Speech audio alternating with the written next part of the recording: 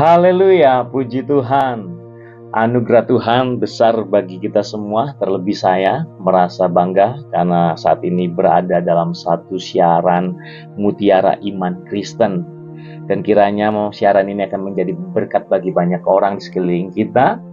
Dan sebelumnya, perkenalkan nama saya Dion Mesius Julianto. Saya biasanya dipanggil Dion. Saya seorang penyuluh yang berada di Kecamatan Alas, tepatnya di Kabupaten Sumbawa.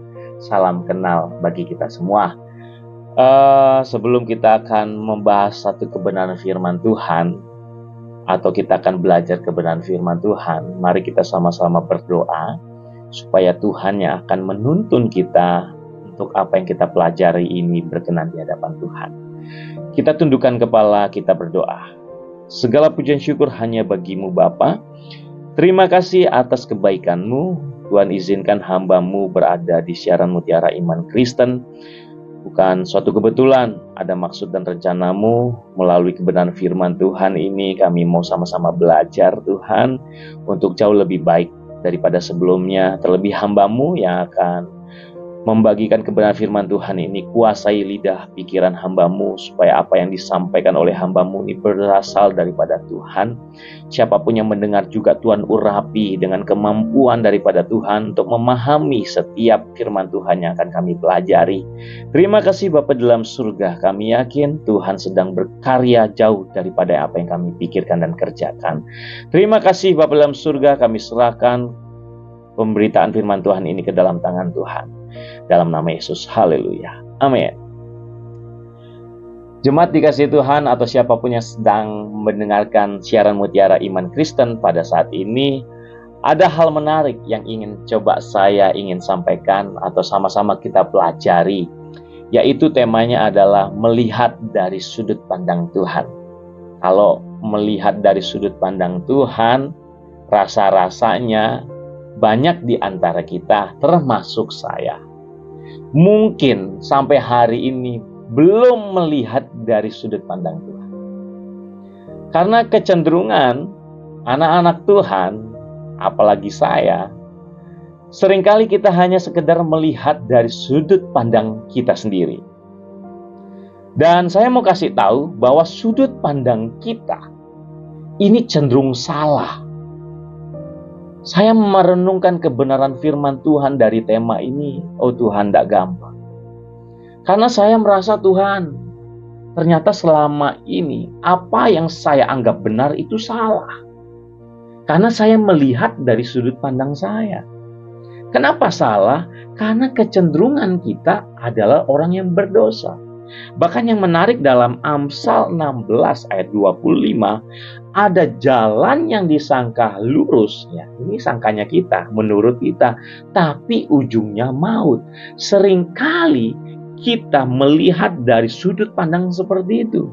Kita menganggap itu kebenaran, kita menganggap itu baik, kita menganggap itu paling oke, itu yang paling tepat, tapi ujungnya maut.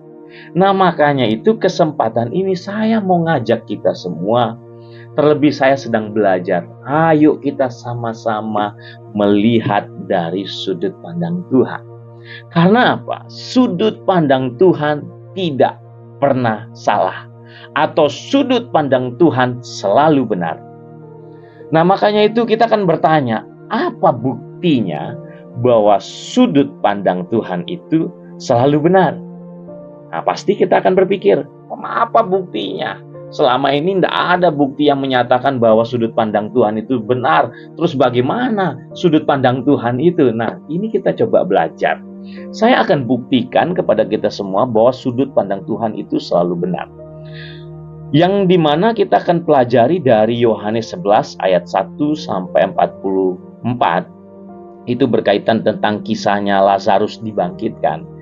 Kita tahu Lazarus sakit awalnya, kemudian meninggal 4 hari dalam kubur, kemudian dibangkitkan oleh Tuhan Yesus. Dan yang menarik di sini ketika Lazarus sakit, ada saudaranya yaitu Maria dan Marta datang mencari Yesus supaya dia minta supaya Yesus menyembuhkan Lazarus saudaranya yang sedang sakit. Tetapi yang menarik, kita melihat sudut pandang Tuhan. Ya, saya kasih lihat sudut pandang Tuhan di ayat yang kelima dan ayat yang keenam. Ayat 5 dikatakan demikian, Yesus memang mengasihi Marta dan kakaknya dan Lazarus. Namun setelah didengarnya bahwa Lazarus sakit, Yesus sengaja tinggal 2 hari lagi di tempat di mana ia berada. Ketika sudah didengarnya Lazarus sakit, Yesus tidak langsung bergerak untuk pergi memberikan kesembuhan, mujizat kesembuhan kepada Lazarus. Tetapi Yesus memilih sengaja. Ini sudut pandang Tuhan. Apa yang akan dikerjakan oleh Tuhan? Tuhan sengaja untuk tinggal 2 hari karena Tuhan punya sudut pandang yang benar. Sudut pandang Tuhan benar itu apa? Coba lihat di ayat 14 dan ayat yang ke-15. Karena itu Yesus berkata dengan terus terang, Lazarus sudah mati. Tapi syukurlah aku tidak hadir pada waktu itu, sebab demikian lebih baik bagimu, supaya kamu dapat belajar percaya. Marilah kita pergi sekarang kepadanya. Tuhan sengaja 2 hari lagi tinggal di kota itu, tidak langsung menyembuhkan Lazarus. Kenapa? Bukan karena Tuhan mau supaya Lazarus mati, bukan. Tetapi Tuhan mau supaya semakin orang percaya kepada dirinya. Bahkan terlebih murid-murid yang ada pada saat itu, baik itu Marta dan Maria juga. Ini sudut pandangnya Tuhan.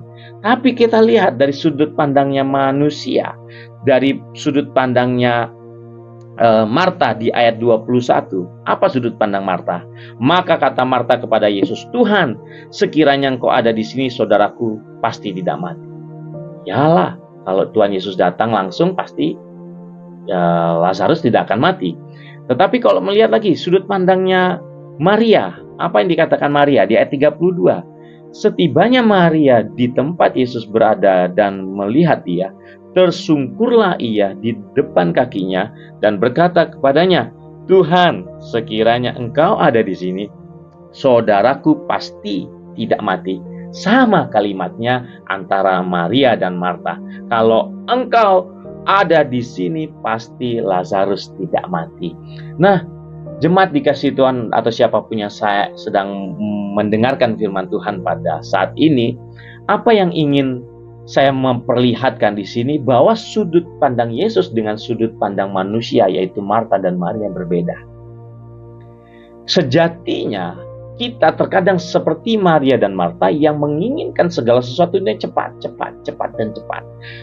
Seperti yang kita inginkan. Sejatinya Tuhan punya sudut pandang yang jauh lebih besar dari apa yang kita pikirkan.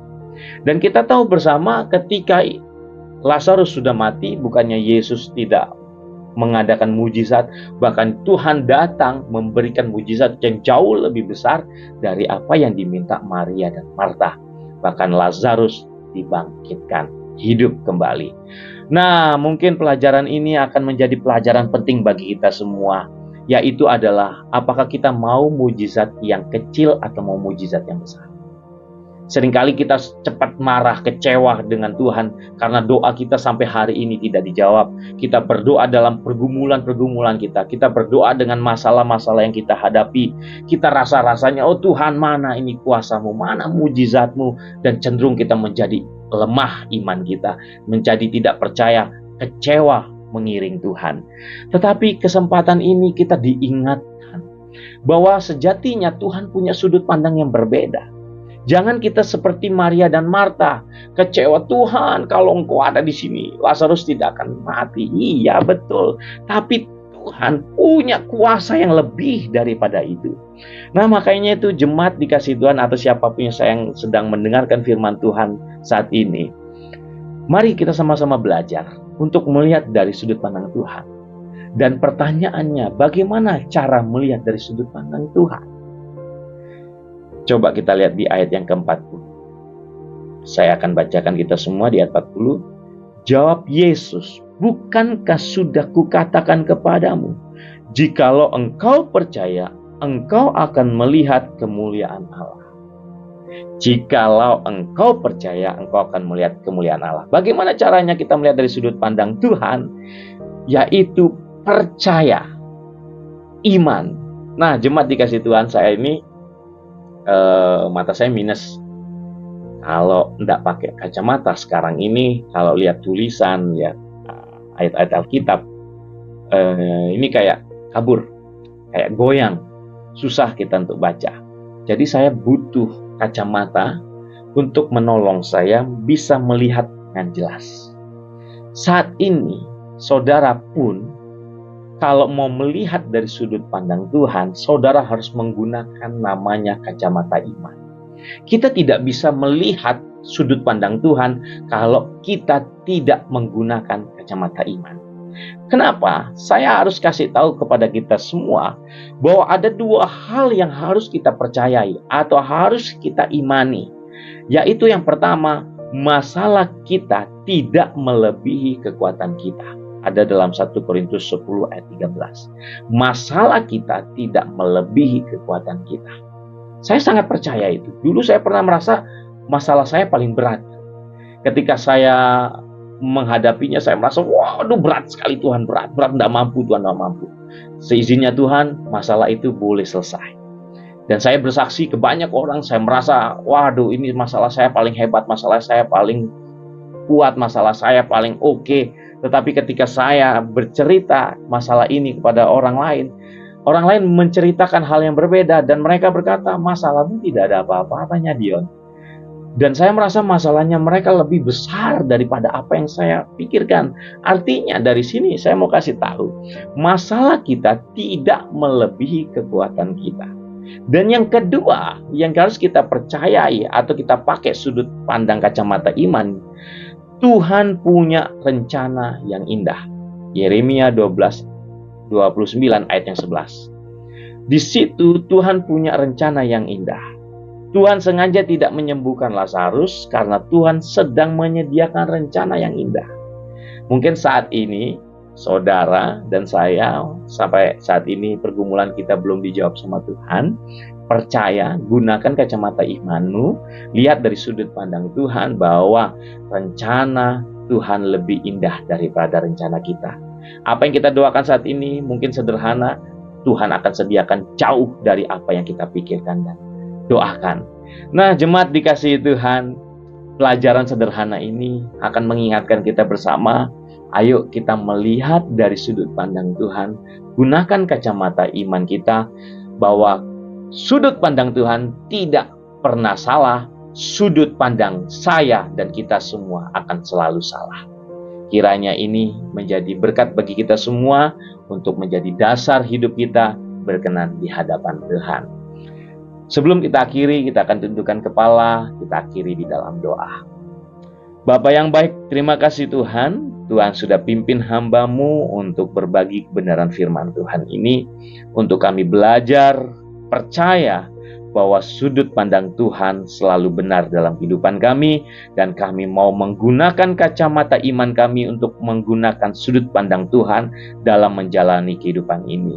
Terima kasih Bapa dalam surga, siapapun yang mendengarkan, urapi mereka semua, diperbarui hidupnya, berkenan di hadapan Tuhan. Segala pujian syukur hanya bagi-Mu Bapa. Ini doa kami, dan kami akhiri siaran Mutiara Iman Kristen ini ke dalam tangan Tuhan. Dalam nama Yesus, haleluya. Amin. Tuhan Yesus memberkati kita semua.